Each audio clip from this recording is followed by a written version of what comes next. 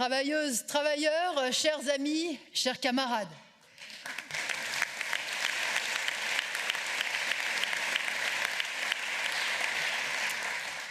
Oui, les problèmes auxquels nous sommes confrontés sont immenses.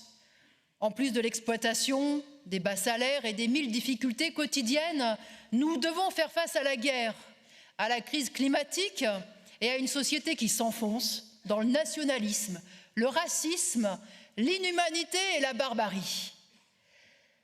Ces fléaux, aussi divers soient-ils, sont tous liés au capitalisme, aux rapports de domination, aux inégalités qu'il crée à l'échelle du monde, à l'accumulation du capital et du pouvoir à un pôle de la société, au marché et à la concurrence, c'est-à-dire à la guerre économique de tous contre tous et aux ravages qu'elle fait tant sur les hommes que sur la nature. Alors, loin de nous décourager, cette évolution nous conforte dans nos perspectives communistes, révolutionnaires et internationalistes et dans notre volonté de construire un parti qui les incarne. À l'inverse des politiciens de gauche, de droite et d'extrême droite qui rivalisent pour gouverner tout en respectant cette organisation sociale complètement folle, nous pensons que la seule issue est d'enlever le pouvoir des mains de la classe capitaliste, c'est-à-dire de l'exproprier. La classe capitaliste, la grande bourgeoisie, les actionnaires multimilliardaires, a accaparé les immenses possibilités que l'humanité a développées. Elle concentre entre ses mains des connaissances, des moyens de communication et de production que l'humanité n'a jamais connus. Ces moyens permettraient de nourrir toute l'humanité et d'organiser l'économie à l'échelle mondiale pour qu'elle offre une vie digne à tous et préserve la planète. Et la bourgeoisie gâche toutes ces possibilités. Son unique but est d'accumuler toujours plus de profits en produisant tout et n'importe quoi et de plus en plus souvent sans rien produire, juste en spéculant. C'est un immense gâchis. Les lois du marché, de la rentabilité et de la concurrence entraînent tantôt une sous-production et des pénuries, tantôt une surproduction. C'est un fonctionnement aveugle et absurde d'un point de vue collectif qui nous conduit fatalement aux crises et, comme on le voit aujourd'hui, aux guerres, c'est-à-dire à une destruction inouïe de richesses, de moyens de production, de compétences, d'expérience et d'intelligence collective. Aujourd'hui, quand certains mettent toutes leurs connaissances, leur inventivité et leur énergie à faire reculer le cancer ou à permettre à des tétraplégiques de remarcher, d'autres les consacrent à mettre au point des armes capables de tuer à tous les coups. Cela dit tout de l'aberration, de la stupidité, du gâchis de la société capitaliste. Alors non, une telle société ne peut pas être l'avenir de l'humanité.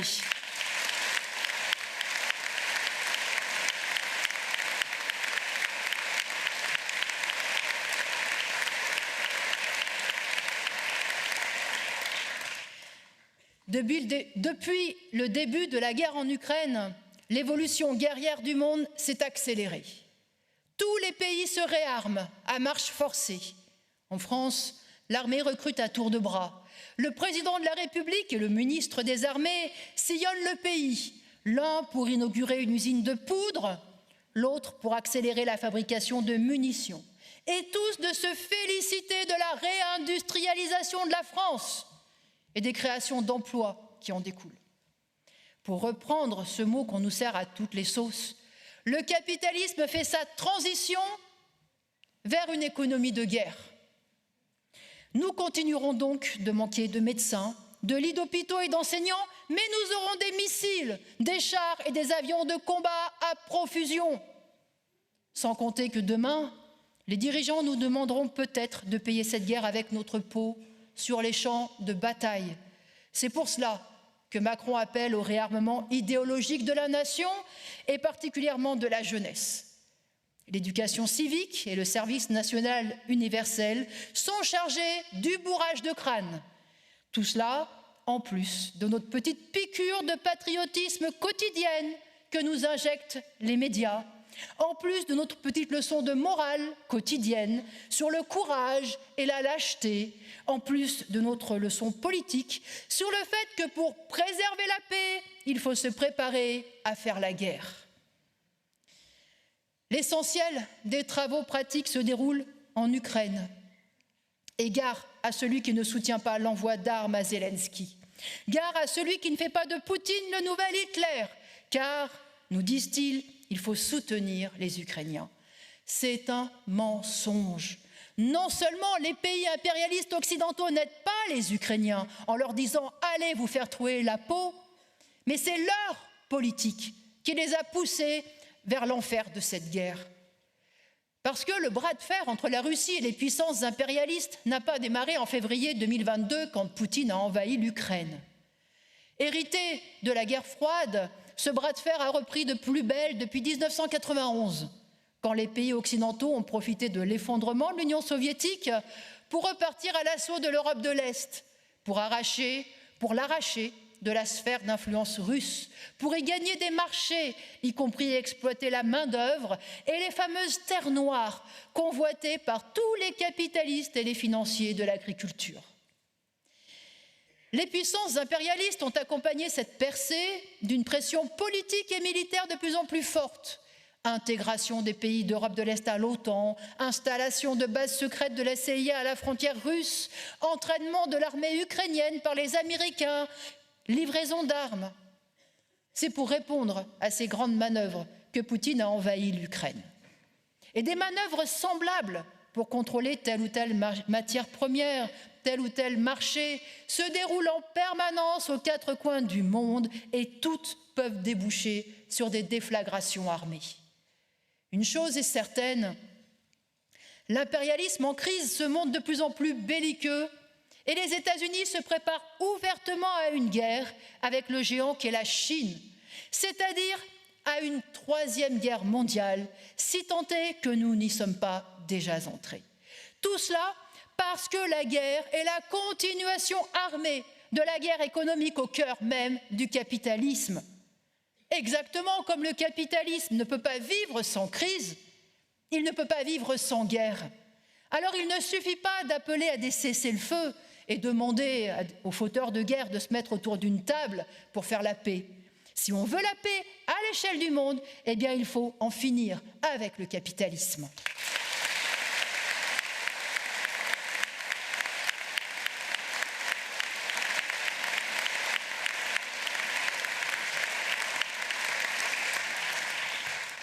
Cette évolution guerrière est une catastrophe, sauf pour les capitalistes qui tireront toujours leur épingle du jeu. D'ailleurs, certains en profitent déjà. En Ukraine, c'est le monde ouvrier et paysan qui compte ses blessés et ses morts.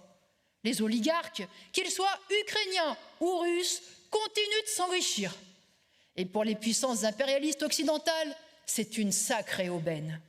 La guerre offre 1001 occasions pour acheter des bouts de l'économie ukrainienne.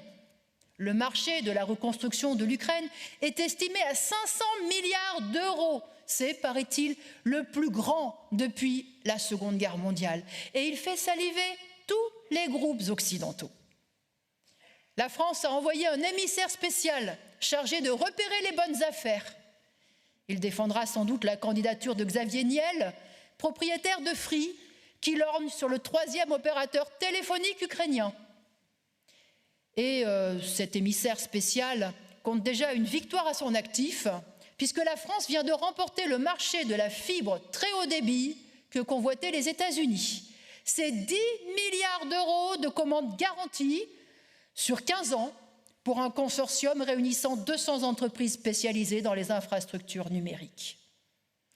Comme l'expliquent les commerciaux de Nestlé, Bonduelle ou Bayer, je cite, « Il faut s'engager avant que se taise le dernier canon, car une fois la paix signée, ce sera la foire d'empoigne. » Eh bien voilà, Les milliards d'aides militaires à l'Ukraine sont aussi pour les capitalistes occidentaux un très bon placement qui rapportera gros demain à leurs multinationales, sans oublier bien sûr le flot de milliards actuellement déversés sur les marchands d'armes, les Dassault, Safran, Thales et autres Nexter.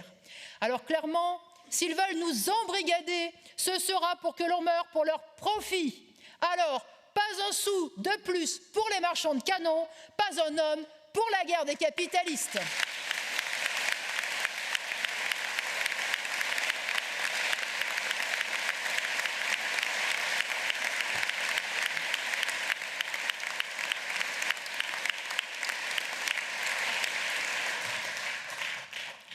Pour justifier leur guerre et nous enrôler derrière eux, les dirigeants des grandes puissances n'ont que le droit international à la bouche.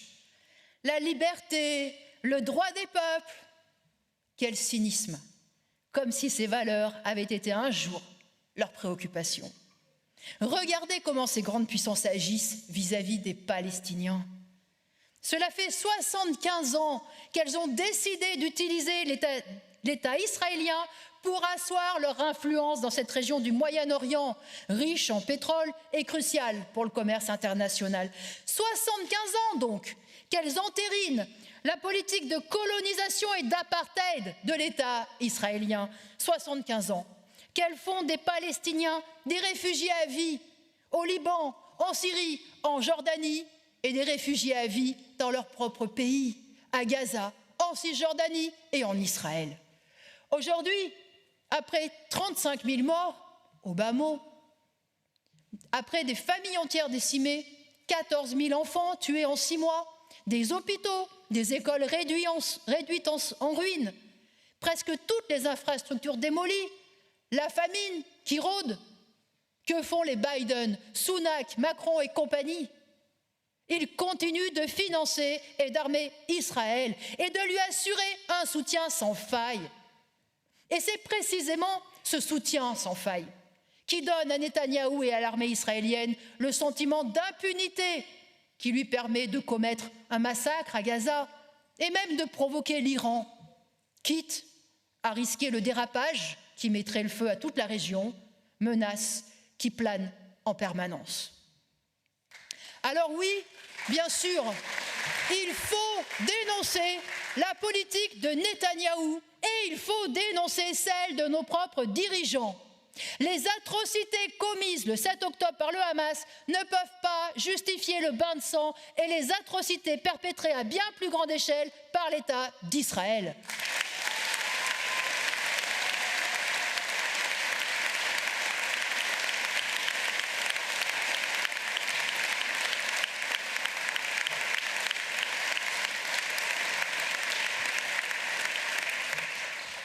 Cette fuite en avant-guerrière et l'accélération de la colonisation en Cisjordanie est une folie, y compris pour les Israéliens. L'armée israélienne n'est pas en train de détruire le Hamas, elle est en train d'engendrer les prochaines générations de combattants. C'est une politique qui ne peut que se retourner contre les Israéliens eux-mêmes. La population et la jeunesse israélienne la payent déjà, en étant transformée en geôliers et en bourreaux des Palestiniens, en étant toujours plus enrôlés dans une guerre sans fin, au coût moral et économique de plus en plus lourd. Tout cela, il faut le dire haut et fort, le dénoncer haut et fort, sans accepter la censure et les menaces du gouvernement et de l'appareil d'État. Et j'en profite pour réitérer tout notre soutien à ceux qui sont aujourd'hui poursuivis pour apologie de terrorisme ou taxés d'antisémites parce qu'ils dénoncent la politique de l'État israélien. Je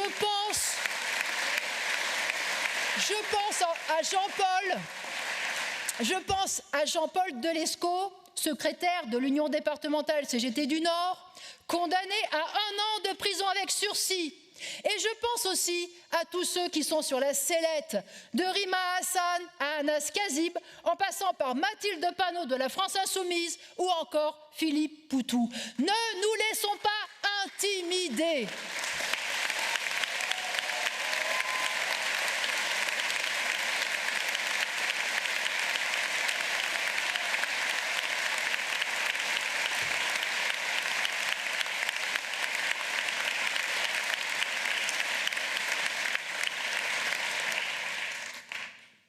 qui ont empêché, depuis le début, les deux peuples, les Juifs et les Arabes de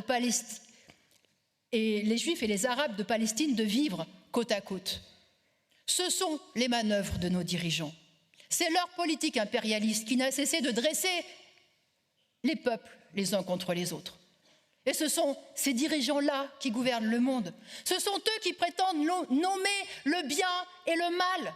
Eux qui prétendent dire le droit international et désigner qui est terroriste et qui ne l'est pas. Et ce sont eux qui parleront de paix quand la paix des cimetières régnera à Gaza et qu'Israël aura recolonisé toute la Palestine. Non, les puissances impérialistes ne sont pas les colombes de la paix, de la démocratie et de la prospérité, ni à Gaza, ni en Ukraine. Les dirigeants comme Biden, Macron, Scholz ou Sunak ne sont pas moins dangereux que Poutine ou Xi Jinping. Oh, ils savent faire de beaux discours du haut des institutions internationales. Et ils savent toujours se faire passer pour pacifistes, y compris quand ils vont envahir et détruire un pays aussi grand que l'Irak. Parce qu'ils font toujours croire que les agresseurs, les despotes sanguinaires, ce sont les autres. Eh bien non, les principaux fauteurs de guerre, les principaux pyromanes qui ne cessent de jouer avec des allumettes sont chez nous, ce sont nos dirigeants et ne les laissons pas nous mener à une troisième guerre mondiale. Si nous avons une guerre à mener, c'est une guerre contre leur ordre impérialiste infâme, meurtrier et barbare.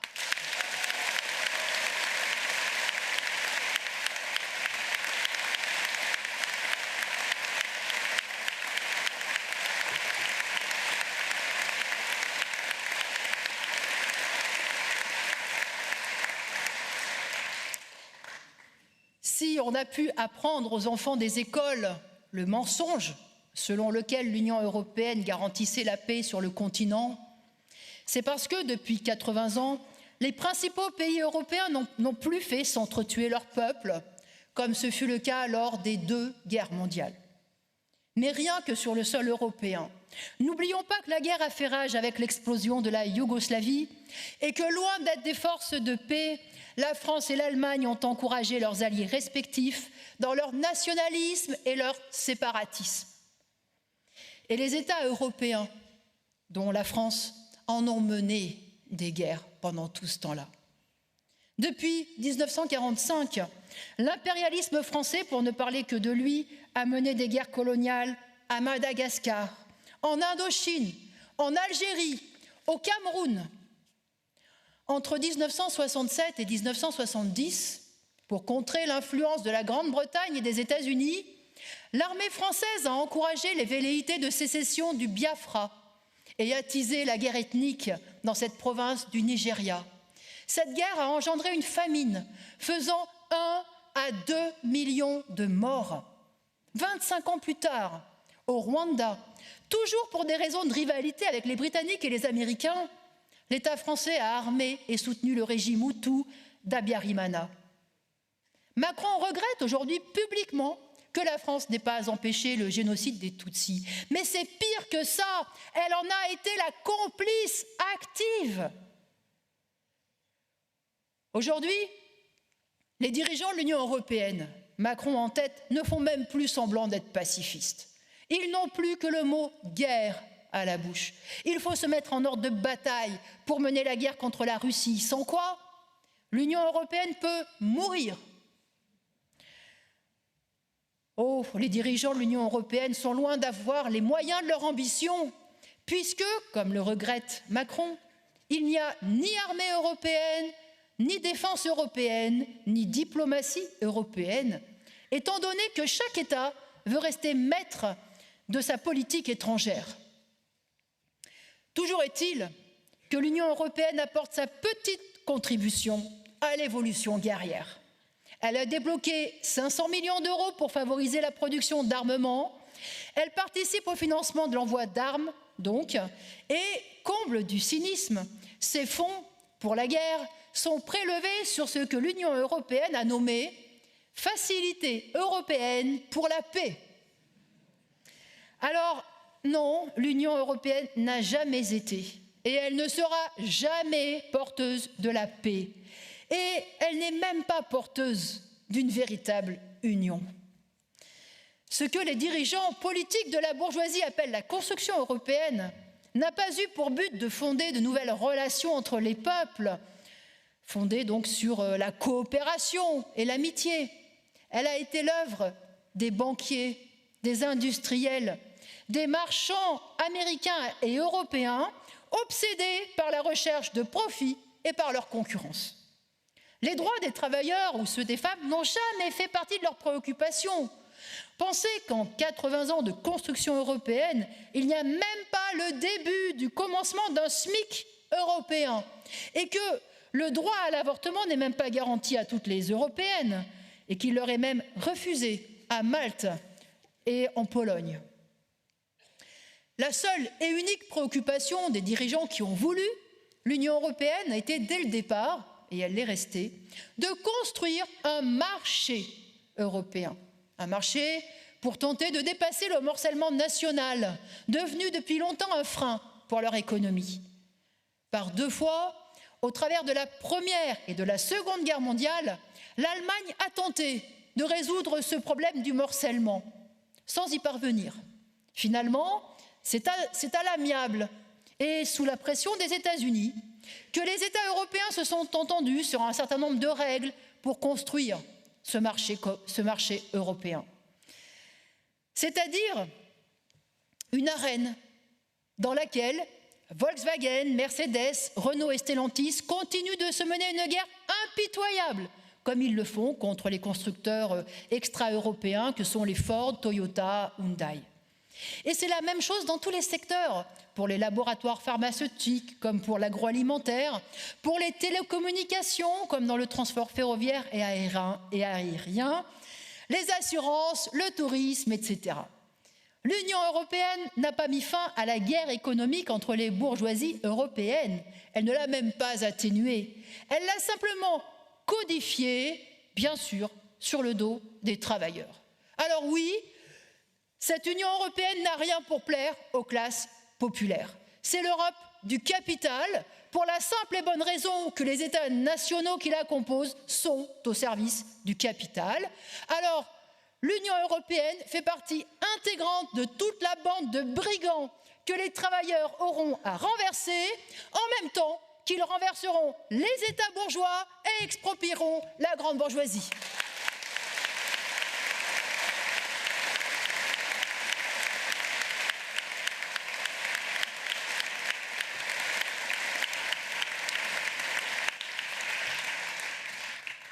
L'idée de l'Europe unie et sans frontières, où l'on pourrait circuler librement de l'Atlantique à l'Oural, de la mer du Nord au Bosphore, et s'enrichir de la diversité des cultures, est une idée fantastique. Mais je le redis, l'Union européenne n'a rien à voir avec cela. Elle ressemble plutôt à un avorton d'union, chétif, mal conformé, inabouti, puisqu'elle englobe seulement 27 des 50 pays d'Europe, soit 450 millions d'habitants sur 750 millions d'Européens. Et puis c'est une union qui pérennise les inégalités et les rapports de domination entre les pays riches d'Europe de l'Ouest sur ceux plus pauvres de l'Europe de l'Est et du Sud, comme la Grèce. C'est une union qui, loin de faire reculer les idées nationalistes, les a partout renforcées. Il y a désormais des clones de Le Pen, Bardella ou de Zemmour un peu partout, en Allemagne, aux Pays-Bas, au Danemark, en Autriche, en Italie. Dans tous les pays membres de l'Union européenne, les idées souverainistes, protectionnistes et chauvines font un retour en force, parce que l'Union européenne n'a pas du tout fait disparaître les États nationaux. Au contraire, la grande bourgeoisie continue de se cramponner partout à son État national et à son personnel politique. Exactement comme la noblesse en plein de règne s'agglutinait à la cour du roi pour en recevoir titres et gratifications, la grande bourgeoisie compte sur la protection de son État et de son personnel politique. Que serait Dassault sans les commandes de l'État français? Et que serait la grande bourgeoisie française sans les milliards de subventions que l'État lui apporte et sans l'administration qu'elle met à son service? C'est une des nombreuses contradictions de la bourgeoisie. Elle a besoin de l'Union européenne pour que ses trusts atteignent la puissance de frappe de ceux des États-Unis ou de la Chine, mais elle ne peut pas se passer dans un État national fort qui lui soit dévoué. Voilà pourquoi l'Union européenne a avancé tout au long de ses 80 ans à pas de tortue. Et voilà pourquoi, aujourd'hui, dans un contexte de tensions exacerbées et d'incertitudes, certains, comme la Grande-Bretagne, ont pu quitter le navire sans que cela change fondamentalement le sort, ni des travailleurs britanniques, ni des travailleurs du reste de l'Europe. Et voilà pourquoi la politique de l'Union européenne s'apparente à 2 pas en avant, 3 pas en arrière. La formation des États nationaux a permis le développement de la bourgeoisie et du capitalisme. Aujourd'hui, leur perpétuation contribue à son pourrissement. Le morcellement de la planète, la persistance et même la multiplication des frontières et du nombre d'États font partie des aspects les plus réactionnaires du capitalisme. L'avenir, même pour les peuples opprimés, n'est pas à la création de nouveaux États, mais à l'unification à l'échelle de continents entiers. Mais même pour ça, même pour se débarrasser des frontières européennes, anachroniques et dépassées depuis fort longtemps par la puissance des forces productives, eh bien il ne faut pas compter sur la bourgeoisie. La véritable union de l'Europe, de tout le continent, sera impulsée par une révolution des travailleurs ou elle ne sera pas. Les États-Unis d'Europe seront socialistes ou ils ne seront pas.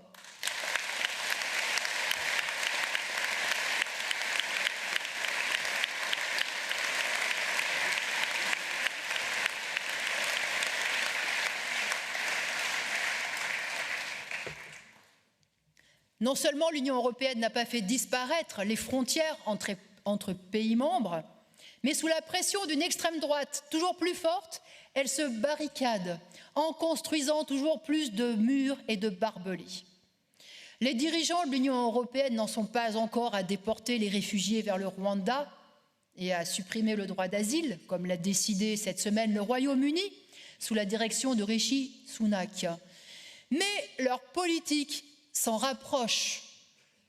Meloni, la présidente d'extrême droite du Conseil italien, projette de sous-traiter les demandes d'asile en Albanie, méthode approuvée par la coalition de droite qui domine actuellement le Parlement européen.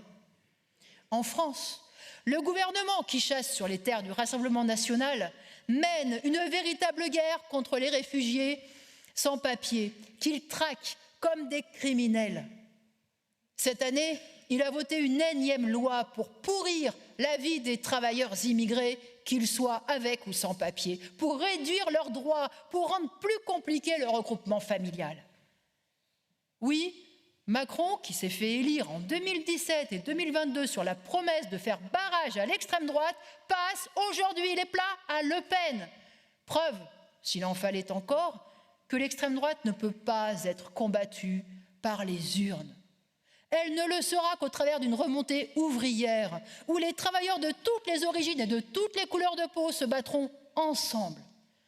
Les racistes et les xénophobes peuvent vomir leur poison sur les plateaux télé, mais ils ne peuvent pas supprimer cette réalité qui fait des immigrés des travailleuses et des travailleurs, c'est-à-dire des sœurs et des frères de classe et de combat. Alors, organisons-nous ensemble, rassemblons-nous, soyons le plus nombreux possible à dire que lorsque l'on prive certains travailleurs de leurs droits, les droits de tous reculent. Il faut donc les mêmes droits pour tous, des papiers et un salaire correct pour tous, la régularisation donc de tous les sans-papiers, la liberté de circulation et d'installation pour tous.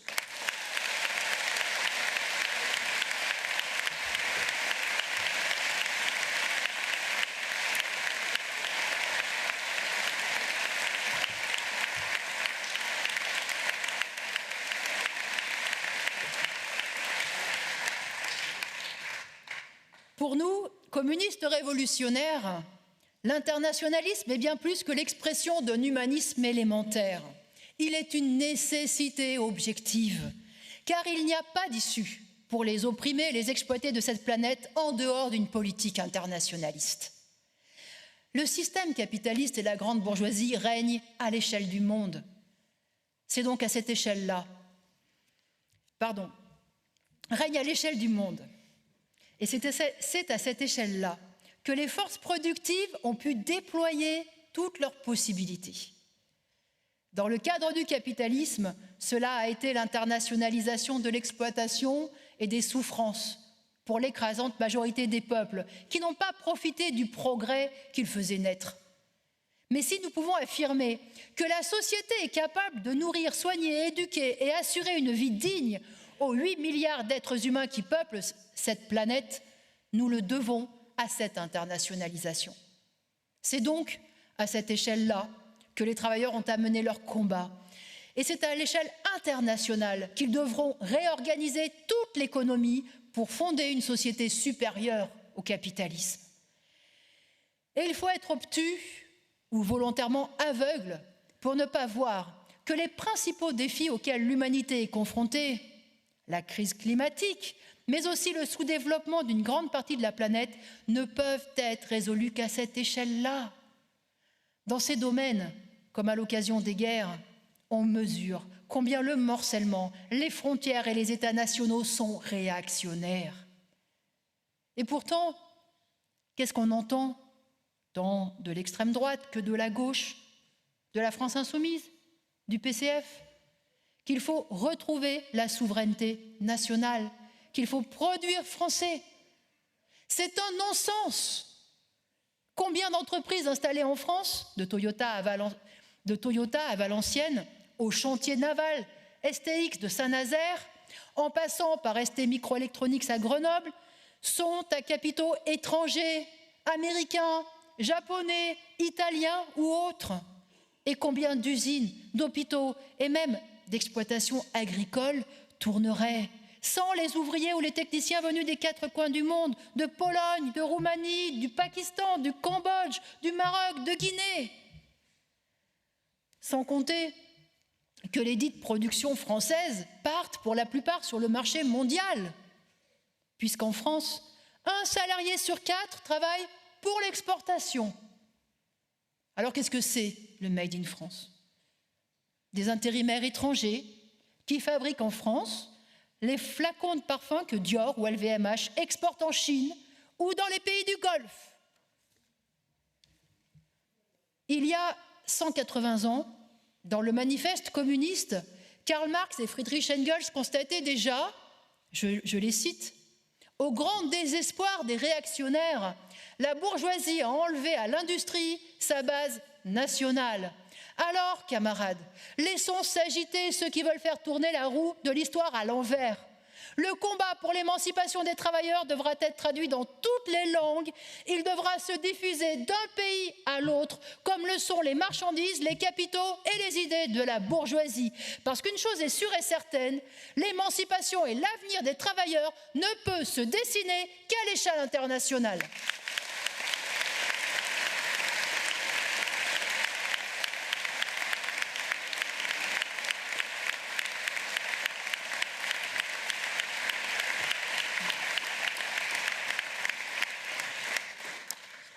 À ses origines, le mouvement socialiste proclamait « Les prolétaires n'ont pas de patrie ».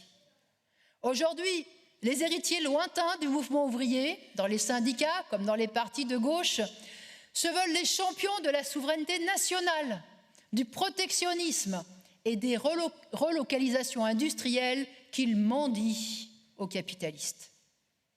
Exactement comme le font Bardella et le RN, les candidats de gauche, le PCF ou la France insoumise, dénoncent les traités de libre-échange qui engendreraient une concurrence déloyale pour les entreprises françaises. Cela fait partie des nombreuses diversions qui contribuent à effacer la conscience de classe au profit du poison nationaliste. Pour inonder l'Afrique des produits français, la France n'a pas eu besoin de signer de traités de libre-échange avec le Sénégal, la Côte d'Ivoire, le Maroc ou l'Algérie. Parce qu'il n'y a rien de libre dans cette société, et surtout pas l'échange, qui est toujours et partout la loi du plus fort. Le problème, c'est l'échange capitaliste tout court. Le fait que tout doit se vendre et s'acheter, y compris des produits aussi vitaux que l'alimentation, les médicaments ou encore l'énergie, c'est que tout doit être vendu au plus offrant pour faire le maximum de profit. C'est que tout ce qui est échangé fait l'objet de la spéculation. Oui, il n'y a rien de rationnel à faire venir de l'autre bout du monde des produits que l'on pourrait fabriquer localement. Mais faire croire que l'on pourrait remplacer le système productif, y compris l'agriculture actuelle, par une production exclusivement locale, est une escroquerie. Et qu'est-ce que cela peut signifier pour Haïti, pour le Bangladesh, pour le Mali, l'Islande, qu'ils doivent se débrouiller avec leur production locale? Et c'est encore plus stupide pour les grands pays impérialistes, dépendants des ressources rares pour leur économie hautement sophistiquée, qui ne peut plus se passer de satellites, de puces électroniques. La circulation des marchandises, des technologies, des capitaux et des hommes, c'est la circulation sanguine de l'économie. Si elle s'arrête, il n'y a plus de vie économique. Alors, parler de produire français, vanter le protectionnisme et faire croire que tout pourrait être produit local sont des balivernes qui empoisonnent la conscience des exploités. Là où l'humanité doit franchir un pas, c'est précisément dans la conscience qu'elle est liée dans un sort commun. On ne s'en sortira pas chacun dans son pays. Si le prolétariat montrait le niveau de combativité et de conscience nécessaire pour arracher le pouvoir à la bourgeoisie, il faudrait qu'il inscrive à son programme la suppression des frontières, leur transformation en simple limite administrative, tant que les peuples éprouveront le besoin de se démarquer. Des frontières administratives que chacun pourrait franchir librement, comme on passe aujourd'hui du département de la Loire-Atlantique à celui du Morbihan, en souriant aux perspectives, aux persistances du régionalisme breton. Et il faudrait que les travailleurs s'attellent à la tâche de l'avenir, celle d'unifier l'économie européenne pour ensuite unifier l'économie mondiale, pour l'organiser, c'est-à-dire pour recenser les besoins de tous et planifier la production en conséquence à l'échelle internationale. Le prolétariat au pouvoir repartira de la société actuelle, de la mondialisation d'aujourd'hui, non pas pour la détruire, mais pour la mettre au service de l'humanité tout entière. Rien que le contrôle des grandes institutions financières et des principales multinationales de l'énergie, des transports, de la métallurgie, de la chimie, de la chaîne agroalimentaire et des communications permettrait d'en finir avec la concurrence mortifère et permettrait de coordonner les efforts productifs pour en finir avec le gâchis de la sous-production et avec celui de la surproduction. Oui, une économie rationnelle et planifiée à l'échelle du monde qui répond aux besoins de tous sans détruire la planète est possible. Oui, un avenir de paix et de coopération est possible. Oui, un monde uni et sans frontières est possible. Tout dépendra de la capacité des travailleurs à monter à l'assaut du pouvoir et à prendre en main les rênes de la société.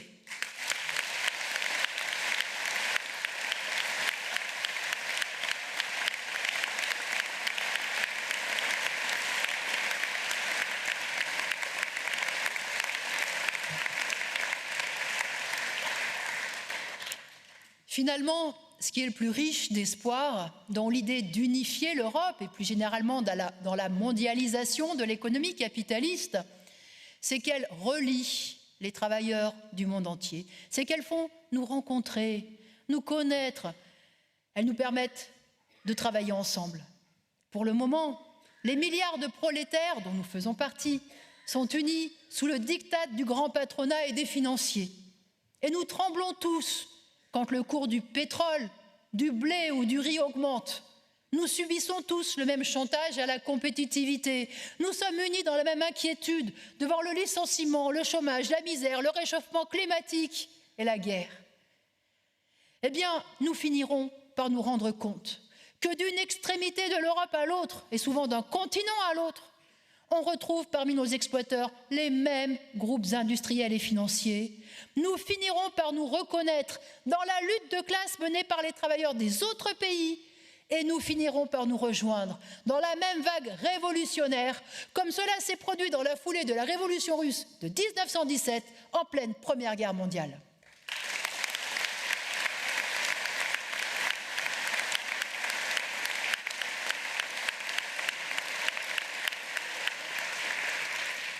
Alors bien sûr, nous n'y sommes pas encore. Et malgré le fait que bien des gens et des jeunes s'engagent dans toutes sortes de combats légitimes, la société recule. Et elle reculera tant que nous ne parviendrons pas à bouleverser l'ordre social en profondeur. Cela donne à beaucoup le sentiment d'être complètement dépassé et impuissant. Et même quand on est révolté, il est parfois difficile de savoir par quoi commencer et par quel bout le prendre. Eh bien, nous devons le prendre par le bout que nous tenons déjà entre les mains, c'est-à-dire en utilisant notre position de travailleuses et de travailleurs confrontés directement ou indirectement à la classe capitaliste. Nous devons partir du fait que nos intérêts s'opposent au quotidien à ces intérêts de rapace et nous poussent à la lutte collective contre le pouvoir de la classe sociale qui est devenu l'obstacle majeur au développement harmonieux de la société. Nous devons partir du fait que nous sommes à la base de tout, à la base de la production des richesses, des profits, des capitaux, et que la vie et la prospérité de la grande bourgeoisie dépendent de nous. C'est cela qui nous rend capables de lui demander des comptes, c'est cela qui nous rend capables de la renverser et de la remplacer. Prenons conscience qu'en tant que travailleurs, nous avons la solution entre les mains puisque nous faisons tourner la société. Et puisque nous savons faire tourner cette société, eh bien nous sommes capables de la diriger.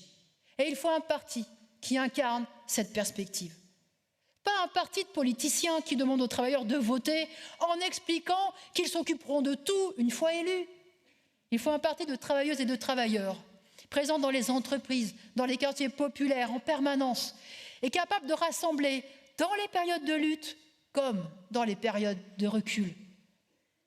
Il faut un parti de travailleurs conscients d'avoir à changer les choses par eux-mêmes parce que c'est toujours d'en bas, du petit peuple, des travailleurs, des exploités que sont nés les véritables changements.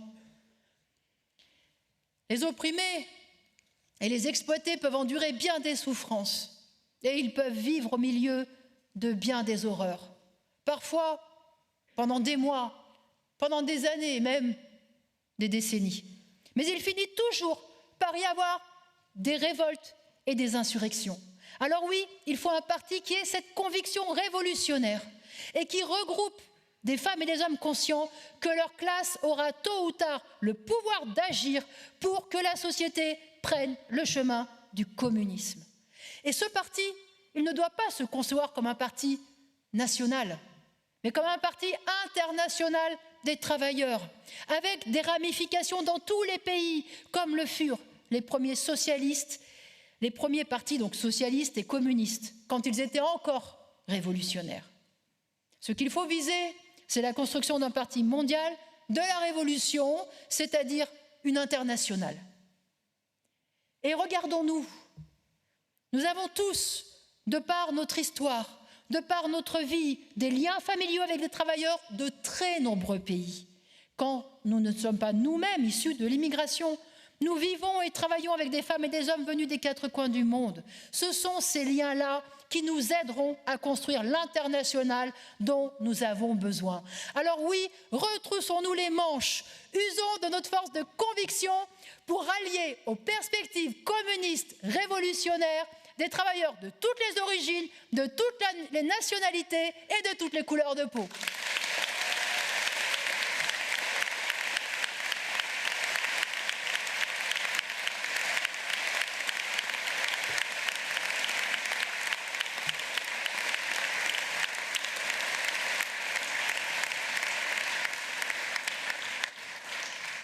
Jean-Pierre l'a dit, les élections au Parlement européen ne sont qu'une péripétie. Mais dans cette période où les démagogues ont micro ouvert et cherchent à diviser le monde du travail, elles nous offrent la possibilité de montrer qu'il y a des femmes et des hommes qui ne mangent pas de ce pain-là et qui restent fidèles à l'appel de Karl Marx et de la Première Internationale. Travailleurs de tous les pays, unissons-nous.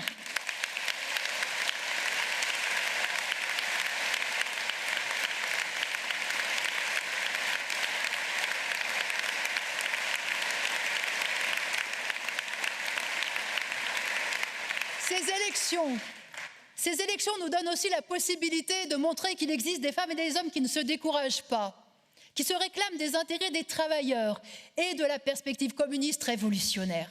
Et elles nous permettent d'appeler le plus de travailleurs possible à se regrouper derrière ce drapeau et dans un parti digne de ce nom. Alors bien sûr, notre campagne ne sera pas relayée par les grands médias et elle va dépendre intégralement de notre mobilisation militante. Eh bien, allons-y. Notre média, c'est notre force de conviction, c'est notre militantisme. Discutons le plus possible et demandons aux travailleurs qui nous entourent de voter pour la liste Lutte ouvrière. Contrairement aux autres partis, nous ne participons pas à une compétition de petits chevaux où les uns et les autres veulent passer devant un tel ou un tel pour la suite de leur carrière politicienne. Et dans le climat réactionnaire actuel, nous savons combien nous sommes à contre-courant. L'enjeu pour nous est d'entraîner ceux qui nous entourent à nous rejoindre dans le geste concret de voter pour nous. Leur vote sera un premier pas vers le parti que nous voulons construire, un premier pas important et sans ambiguïté. Nous sommes certes une petite organisation, mais nous avons su, par notre fidélité et notre constance politique, nous distinguer de tous les autres. Nous incarnons, bien sûr, le camp des travailleurs. Et Arlette Laguiller, qui est parmi nous, ici ce soir, et qui est aussi sur la liste, y a ô combien contribué.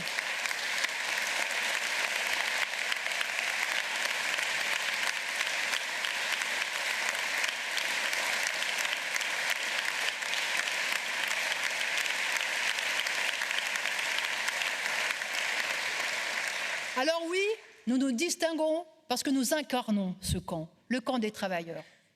Et depuis l'éclatement de la guerre en Ukraine, nous incarnons aussi l'opposition la plus irréductible à la guerre impérialiste. Car sur ce terrain, nous sommes aussi les seuls à dénoncer les responsabilités des dirigeants occidentaux et leur propagande autour de la défense de la patrie. Ces élections, dans une période marquée par les idées nationalistes et le repli sur soi, contribueront à nous identifier encore davantage comme communistes, révolutionnaires et internationalistes.